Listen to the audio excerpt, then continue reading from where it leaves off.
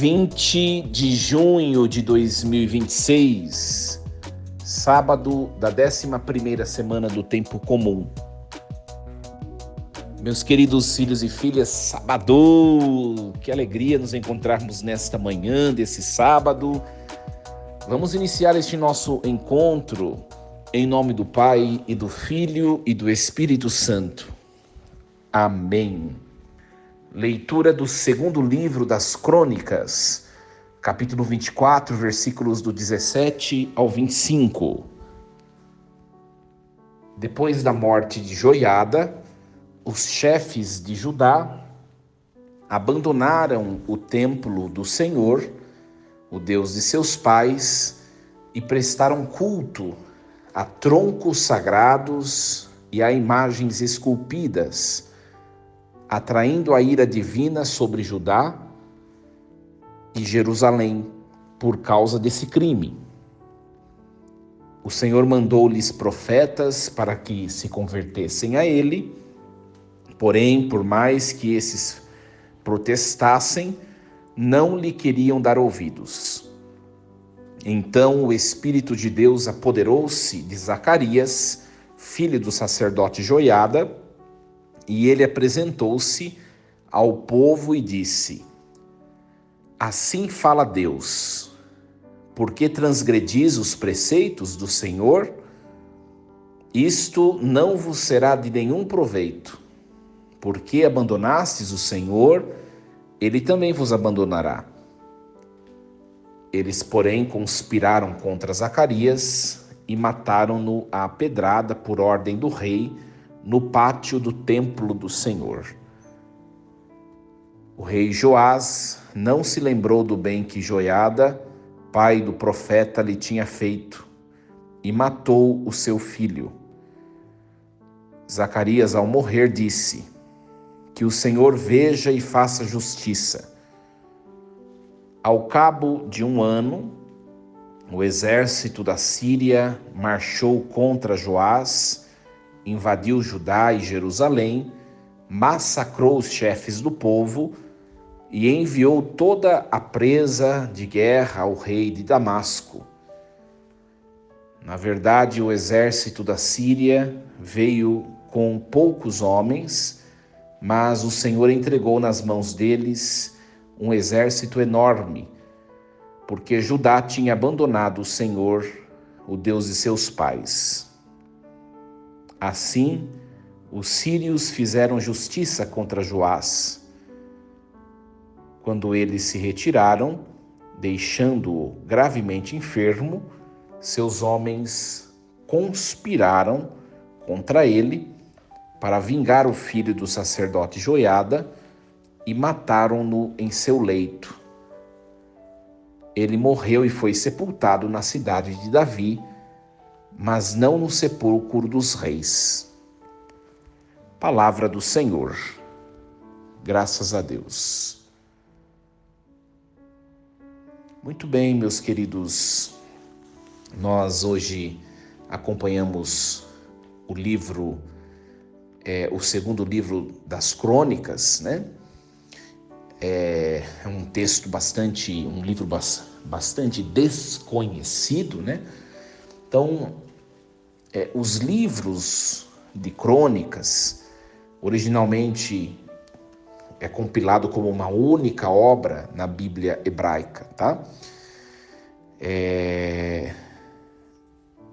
Esses dois livros que formam uma única Bíblia, um único livro, na Bíblia hebraica, eles foram compostos no período pós-exílico, tá? Provavelmente em meados do século IV a.C., por volta dos anos 350, 300 a.C., sob o domínio do Império Persa, tá? Então, nós vemos que o lugar de composição provavelmente é Jerusalém, na província persa de Yehud, né? Que é a Judá reconstruída, tá? Então, a tradição rabínica atribui essa obra a Esdras, Mas a exegese moderna prefere identificar o autor como o cronista, não como Esdras, tá? Uma figura anônima, né? Muito provavelmente pertencente à classe sacerdotal ou levítica do Segundo Templo.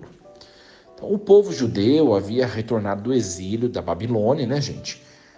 E enfrentava a dura tarefa de reconstruir a sua identidade nacional, religiosa e cultural. Então, diferente dos livros de reis, né, que buscam explicar o porquê do exílio como punição histórica, Crônicas foca em como reconstruir a comunidade a partir da fidelidade ao culto, tá? A fidelidade ao templo, à aliança. Então, o cronista, ele reinterpreta a história de Israel, enfatizando a dinastia de Davi, a centralidade do templo de Jerusalém, né? O papel dos levitas, a questão da teologia da retribuição imediata, que é a teologia propriamente, vamos dizer assim, judaica, né?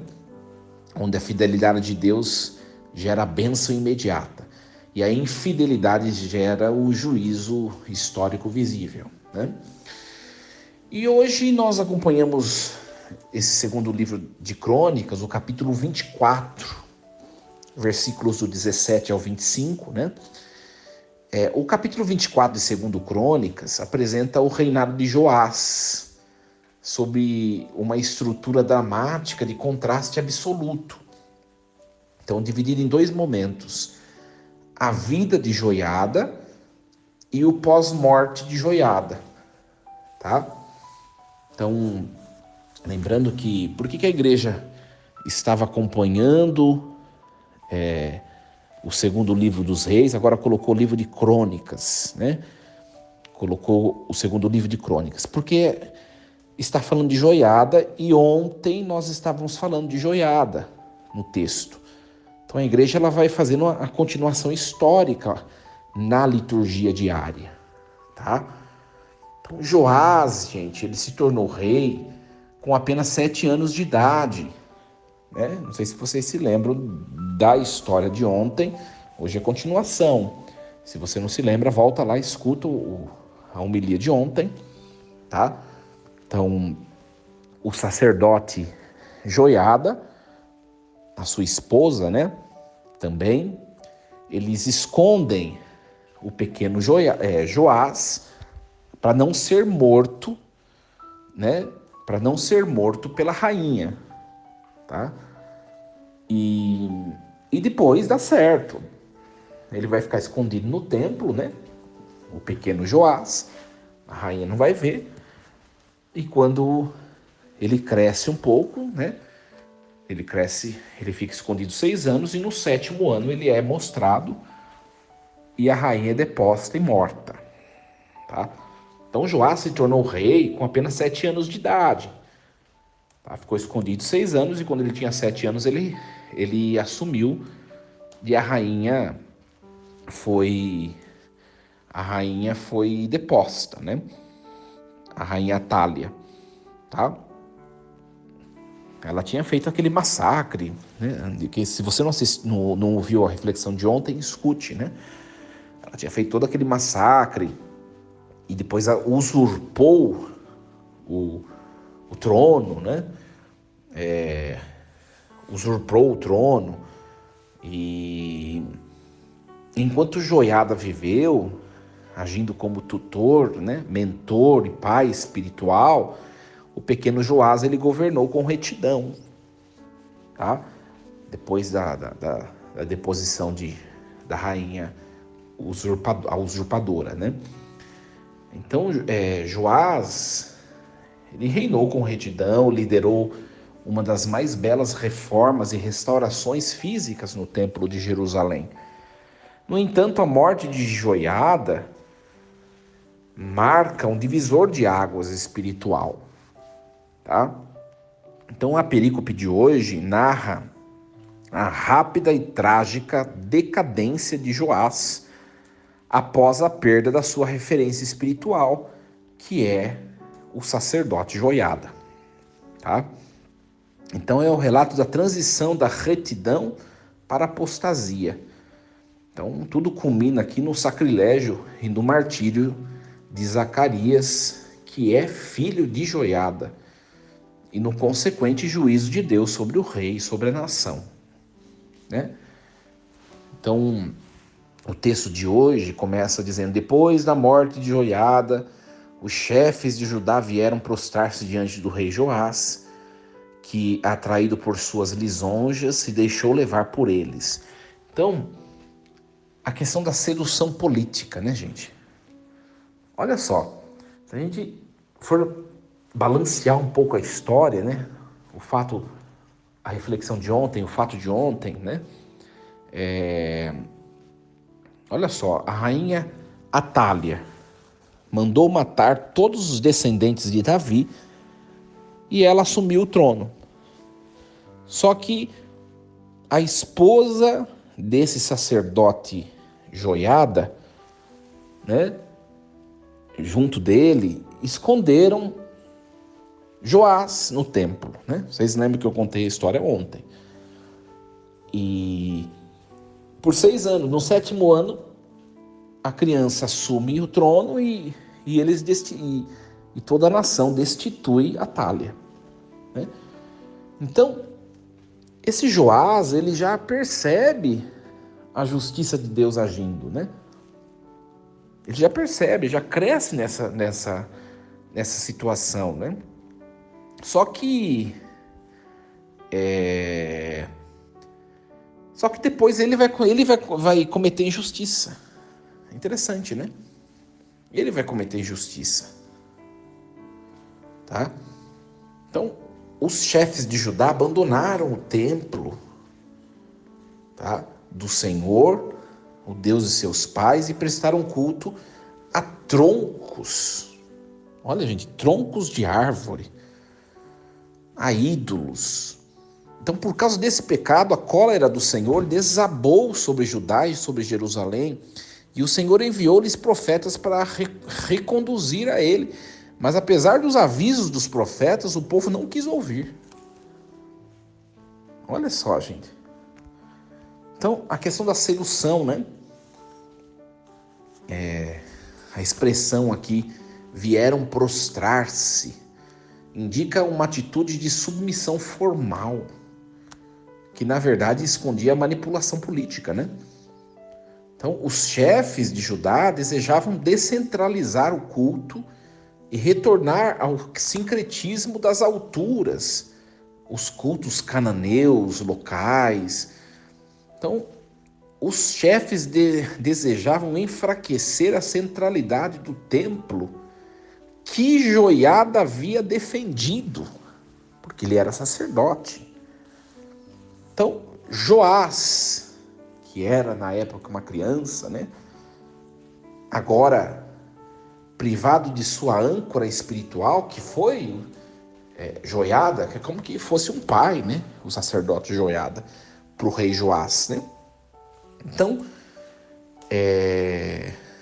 Joás, privado do apoio de Joiada, ele revela uma personalidade totalmente fraca, dependente de aprovação externa, e ele cede a essa lisonja do povo, né?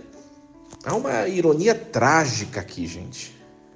O rei que gastou anos e recursos para restaurar o templo, agora ele abandona o templo.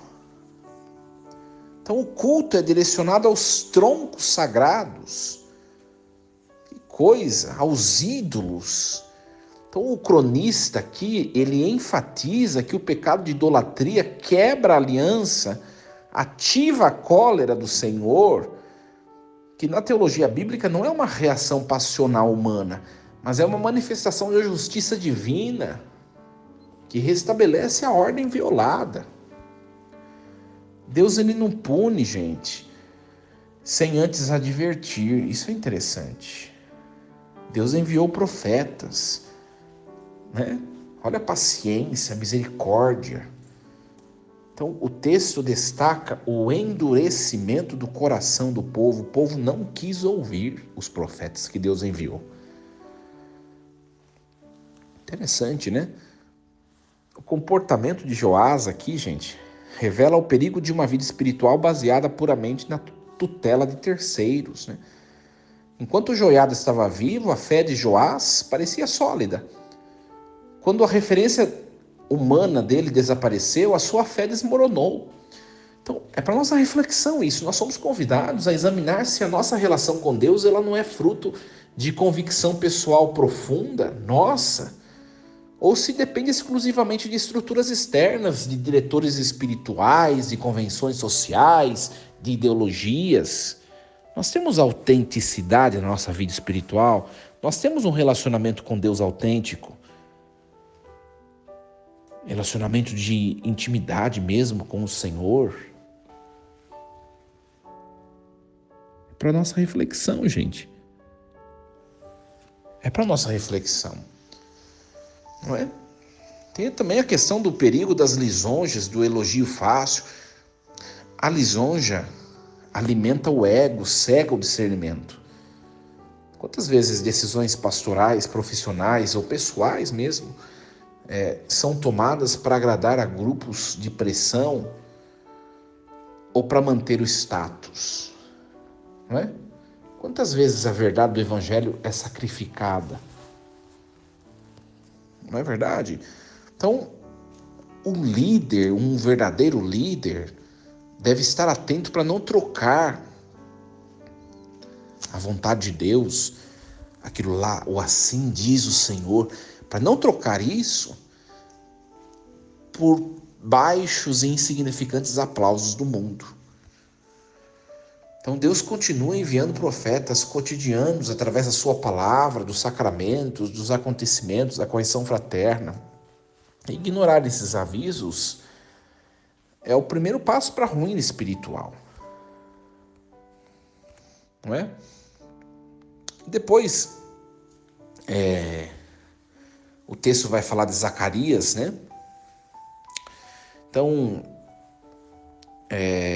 aqui o texto diz: então o Espírito de Deus apoderou-se de Zacarias, filho do sacerdote Joiada.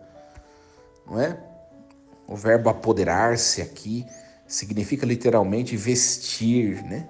Revestir. Então o Espírito revestiu Zacarias. O Espírito vestiu Zacarias como uma armadura. Não é? Agora ele fala com autoridade profética. Fantástico isso. Não é? E daí o que acontece? Eles vão apedrejar Zacarias no pátio do templo. Não é? O mesmo espaço que Joás tinha purificado e restaurado, agora, sob o seu reinado, manda apedrejar Zacarias. Trata-se de um sacrilégio supremo. Não é? Jesus, depois, ele vai fazer menção desse crime, né? Se nós olharmos no Evangelho de Mateus, no capítulo 23, versículo 35, não é? Jesus vai mencionar esse crime, não é? Situando-o como um fechamento do ciclo de sangue inocente derramado no Antigo Testamento, não é? Visto que o livro de Crônicas é o último livro do cânon hebraico, né? Então, o cronista aqui ele ressalta a profunda falha moral de Joás. Ele não se lembrou da misericórdia de Joiada. A ingratidão, gente, ela desumaniza o rei. Joiada salvou o rei Joás da morte quando ele tinha 6 anos. Até quando ele tinha 6 anos. Lembra? Que a rainha queria matar todos os descendentes e Joás, o sacerdote, escondeu o rei. O Joiada, sacerdote, escondeu o rei Joás lá no templo. Só que agora o rei Joás mata o filho de Joiada. Olha só. Ingratidão. Ingratidão. Ingratidão. Não é? O Espírito Santo nos é dado no batismo e na confirmação para que nós tenhamos a coragem de Zacarias também, né? Anunciar a verdade nos tempos de apostasia, de relativismo que nós vivemos, isso exige que nós estejamos vestidos de Deus, né? Revestidos de Deus. É interessante que a ingratidão de Joás começa quando ele apagou de sua memória o bem que Joiada fez para ele. Gente, na vida espiritual, a falta de memória das graças que Deus e também que as pessoas pelo que as pessoas também nos faz, não só Deus, a ingratidão nos torna soberbos, infiéis, esquecer, né, o que nos foi feito. E as pessoas esquecem, viu, gente? Esquecem. As pessoas facilmente esquecem, elas, né? Nós não podemos ser como as pessoas hoje em dia nesse sentido, né?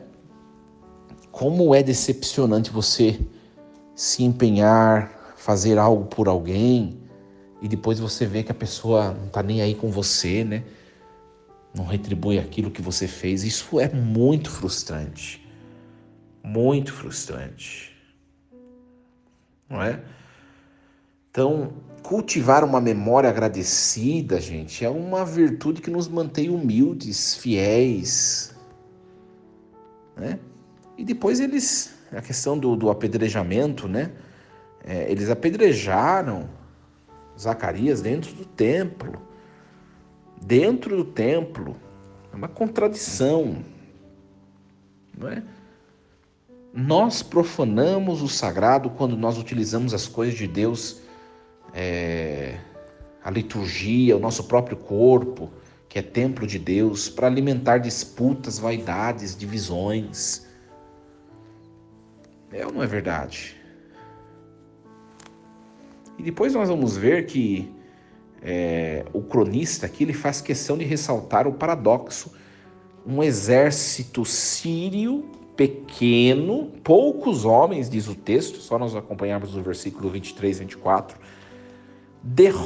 poucos homens, olha só, um exército pequeno derrota o numeroso exército de Judá. Então, na teologia de Crônicas, gente, a vitória militar nunca é uma questão de números ou de estratégia humana, mas de alinhamento espiritual com Deus. A derrota aqui é a sentença, o julgamento, né? A sentença executada por Deus através dos sírios. Não é? Se os homens esquecem o mal que fizeram, Deus nunca esquece, gente. O rei Joás foi ingrato com o seu, vamos dizer, pai, o seu pai, o sacerdote Joiada. Joás foi ingrato porque matou o filho de Joiada, sendo que Joiada o salvou das mãos da rainha lá na época. Muita ingratidão, não é? E Joás termina os seus dias enfermo, vulnerável, e depois é assassinado pelos próprios servos numa cama. Olha só o fim dele. Então o motivo da conspiração é explicitamente a vingança pelo sangue de Zacarias. Então, o julgamento histórico estende-se para além da morte. Joiada, que era sacerdote, ele foi sepultado nos túmulos dos reis, devido ao bem que ele fez. Agora Joás, que era o rei legítimo da linhagem de Davi, foi sepultado fora dos túmulos reais. Há uma trágica inversão aqui de dignidade pós-morte, baseada na fidelidade de cada um. Interessante isso, né? Gente, sem a presença de Deus, as nossas estruturas mais robustas, os nossos talentos, os nossos exércitos numerosos, caem diante das menores dificuldades. A verdadeira segurança da nossa vida não está nos recursos humanos, mas na fidelidade do Senhor. Olha, os chefes que semearam a apostasia colheram a destruição pelas mãos dos sírios aqui. Gente, aquilo que nós colocamos no lugar de Deus em nossas vidas, os nossos ídolos, acaba se tornando instrumento da nossa própria ruína. Então, A história de Joás é um alerta dramático sobre a perseverança. Não basta começar bem a caminhada cristã ou o ministério, é preciso perseverar até o fim. O julgamento da história e da eternidade não olhará apenas para os nossos momentos de glória ou de grandes reformas externas, mas para a fidelidade do nosso coração no silêncio das nossas decisões diárias, gente. Então, 4 pontinhos aqui para sua reflexão, que nós já avançamos muito tempo, né? São textos muito compridos, né? Que não dá também para a gente cortar, né? Mas 4 pontinhos para você refletir hoje. Primeiro, a questão da vigilância constante sobre a nossa identidade espiritual. A nossa fé não pode ser de segunda mão. Ela precisa passar por uma conversão pessoal diária, não é? Segundo ponto, o valor da gratidão. A ingratidão endurece o coração, nos afasta da graça de Deus. Nunca esqueça daqueles que te fizeram bem. Nunca esqueça. Somos convidados hoje a olharmos a nossa vida, quantas pessoas nos ajudaram já, e muitas delas nós esquecemos. Vamos lembrar delas. Terceiro ponto, a força do testemunho profético. Zacarias nos ensina que o Espírito Santo ele nos capacita para falar a verdade, mesmo quando o preço a pagar é a incompreensão. E o quarto ponto, a soberania da justiça divina. Deus tudo vê. A história humana não está à deriva. Nela opera a justiça divina no tempo certo. Então, que possamos, ao contrário de Joás, terminar os nossos dias guardando a fé e combatendo o bom combate até o fim. Na gratidão, reconhecendo as pessoas, o valor das pessoas e reconhecendo que nós precisamos de Deus. É ou não é verdade? Força e coragem, em nome do Pai, do Filho e do Espírito Santo. Amém. Meus queridos, desejo a vocês um excelente fim de semana, com muita alegria, muita paz.